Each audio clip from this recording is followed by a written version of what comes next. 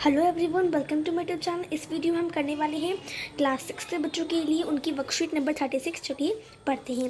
सबसे पहले आप अपनी वर्कशीट में अपनी सारी डिटेल लिखेंगे, उसके बाद ही इस वर्कशीट को स्टार्ट करेंगे। तो ये वर्कशीट का सब्जेक्ट है हिंदी व्याकरण संज्ञा। आज हम आपके इस कार्यपत्रक में संज्ञा करने वाले हैं। तो प्यारे बच्चों, इस कार्यपत्रक से हम व्याकरण के बारे में जानेंगे। नीचे कुछ वाक्य दिए गए हैं, इन वाक्यों को पढ़िए। इस बॉक्स में जो आपको वाक्य दिए इसको पढ़ते हैं। पहला वाक्य है, रविवार को दोपहर का समय था और सीमा खिड़की के पास बैठी थी। वह गिरती हुई बारिश को देख रही थी। एकदम इसी तरह की बारिश सीमा के बचपन के दिनों में भी देखा था।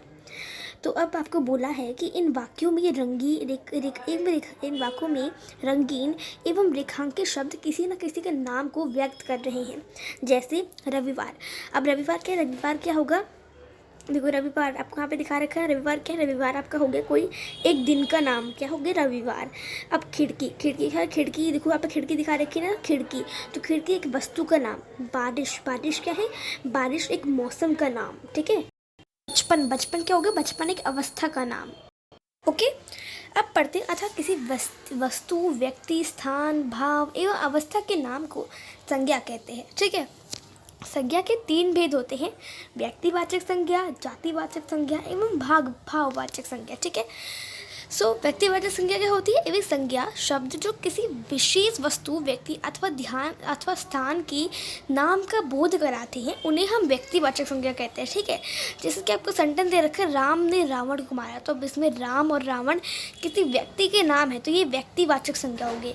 अब लाल किला दिल्ली में है, तो लाल किला और दिल्ली ये दोनों किसी स्थान का नाम है ना, स्थान का नाम। तो ये हो जाएगा व्यक्तिवाचक संज्ञा। ठीक है।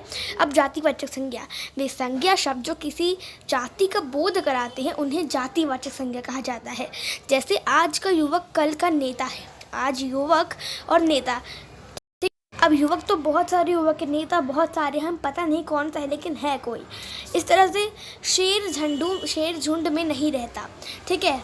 तो शेर झुंड में नहीं रहता। तो शेर आपका क्या हो जाएगा? शेर कोई सा भी शेर हो सकता है, जंगली शेर और वैसा प्यारा शेर। मतलब शेर तो कोई प्यारा होता नहीं है, लेकिन फिर भी बहुत सारे शेर होते हैं अलग तरह के। ठीक है। तो ये हो गया शेर। अब शिक्षक ने छात्रों का सम्मान किया। तो शिक्षक और छात्रों, कोई से भी शिक्षक होता है, कोई सा भी छात्र हो सकता है, हमें पता नहीं है, बस कोई है। ठीक है। तो इसमें हम ज़्यादा बोध नहीं होता, बस इतना पता होता थोड़ा सा ही, लेकिन ज़्यादा पूरा नहीं पता होता। अब भाववाचक संज्ञा। वे संज्ञा शब्द जो किसी अवस्था अथवा भाव का बोध कराते हैं, भाववाचक संज्ञा कहलाते हैं। ठीक है। जैसे क्रोध मनुष्य का शत्रु है, तो क्रोध आपका हो जाएगा भाव। बचपन में गांधी जी बड़े शर्मीले बालक थे, तो बचपन क्या हो जाएगा? उनकी अवस्था। ठीक है। तो ये होगी भाववाचक संज्ञा।